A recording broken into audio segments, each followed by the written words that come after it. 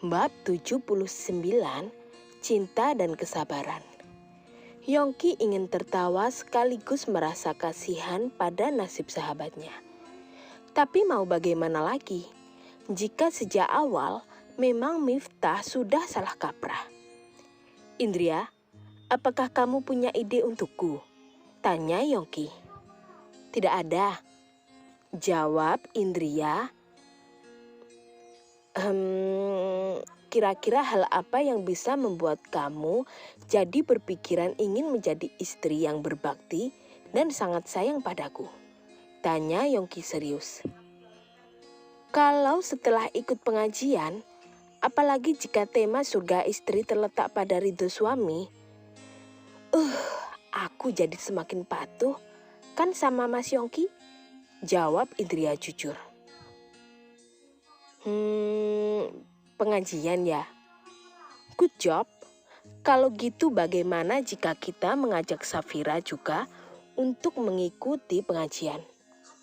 Tetapi sebelum itu, hari ini aku harus ke Pak Kiai dulu meminta bantuan agar saat ceramah mengenai suami istri, jawab Yongki bersemangat. "Iya Mas, ini adalah ide yang bagus. Aku sangat setuju," balas Indria. "Ini adalah ide darimu, jadi kamulah yang seharusnya mendapat hadiah dariku," jawab Yongki. Yongki langsung memeluk dan mencium bibir sang istri. Dan Indria tidak tinggal diam. Kali ini sudah tidak malu lagi membalas serangan suaminya. Kamu sangat seksi sekali," gumam Yongki. Indria memang sekarang jika di dalam kamar tidak memakai jilbab, bahkan sengaja merayu suaminya. Semakin bertambah usia kehamilan, semakin besar pula rasa ingin bercinta. Dan Yongki juga menyadari perubahan pada sang istri, yang setiap saat meminta jatah. Tetapi Yongki sama sekali tidak keberatan. Justru malah sangat semangat sekali. Karena bercinta merupakan olahraga yang paling nikmat dan menyenangkan. "Akhir-akhir ini kamu begitu bersemangat?" goda Yongki. Indria hanya tersenyum malu. Tetapi memang tidak bisa dipungkiri jika semua itu adalah kebenaran. Yongki tidak membuang-buang lagi kesempatan.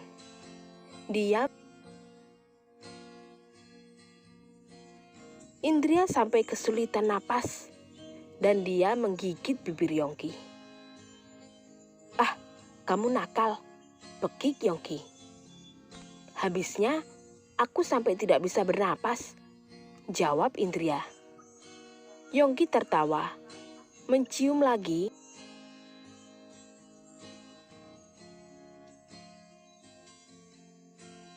Ketika Yongki terus mencumbu ke bagian lain, Indria sudah pasrah dan menginginkan lebih dari ini. Indria mengakui kehebatan suaminya dalam bercinta. Makanya diam-diam dia juga ketagihan tetapi malu mengakuinya. Sudah dulu ya, aku mau mandi dan ke rumah Pak Kiai," ujar Yongki sengaja mengerjai istrinya. "Mas," geluh Indria, sedang enak-enaknya malah dilepas. "Kenapa?" "Ahai, mau lanjut?" goda Yongki. Indria memalingkan wajahnya tanda kesal. Yongki tertawa terbahak-bahak dan kemudian meluk istrinya lagi erat. "Maaf, aku hanya menggodamu saja. Tetapi aku suka kamu yang seperti ini. Serius," goda Yongki. "Hentikan senyum yang menyebalkan itu, Mas," sergah Indria sudah terlanjur kesal. "Yakin? Aku tahu kamu selalu merindukan senyumku yang mempesona ini," balas Yongki. Yongki mulai beraksi lagi. Kali ini tidak nanggung-nanggung, karena sudah membuat istrinya kesal, juga harus menebusnya dengan lebih bergairah lagi. Indria menolak, tetapi Yongki malah semakin bersemangat. jika Indria sudah mulai mendesah Yongki sampai mabuk kepa yang dibuat olehnya. Memang Indria sangat cantik, dan ketika dalam situasi seperti ini, semakin cantik dan sangat seksi. Yongki sangat gemas memiliki istri yang kulitnya selembut bayi.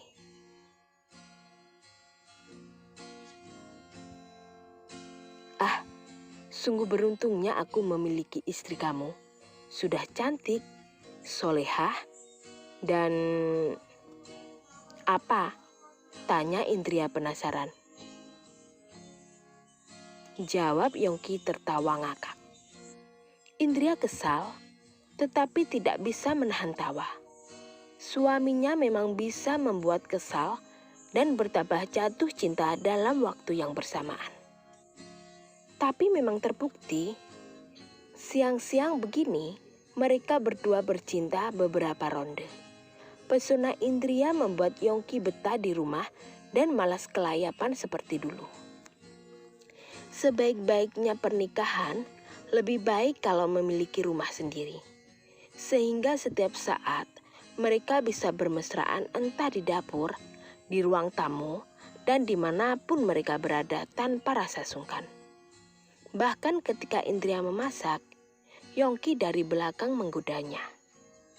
Indria kadang kesal, tetapi juga sangat bahagia dengan tingkah konyol suaminya. Siang ini, saat jam istirahat kerja, Miftah menjemput sang istri, diajak ke mal. Tetapi Safira masih enggan untuk memilih pakaian sendiri. Lebih tepatnya merasa sungkan. Sehingga Miftah membantu memilihkan yang bagus.